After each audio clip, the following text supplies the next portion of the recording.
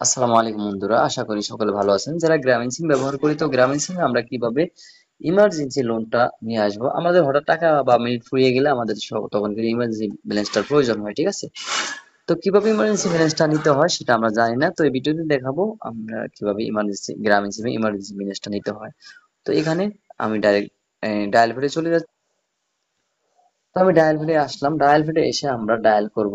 সবার তো আর অ্যাপস থাকে না, ঠিক আছে? অ্যাপস থেকে কিন্তু সহজে নেওয়া যায়, ঠিক আছে? সবার তো অ্যাপস থাকে না, এই জন্য আমি ডায়াল পেড দিয়ে দেখিয়ে দিলাম। তো এখানে ডায়াল করব স্টার 121। আমি দুটো কোড দেখিয়ে দিব, আপনি যেটা কাজ করে, ঠিক আছে? আশা করি দুটোই কাজ করবে, ঠিক আছে? আপনি যদি প্রথমটা কাজ করে না করেন, দ্বিতীয়টা কিন্তু কাজ করবে। স্টার 121 স্টার 1 স্টার 3 হ্যাশ, এটা হলো প্রথম কোডটা, তা দিয়ে আমরা ডায়াল করে দিব, ঠিক আছে? তো যদি এটা কাজ না করে তাহলে আমরা দ্বিতীয় কোডটি ব্যবহার করব।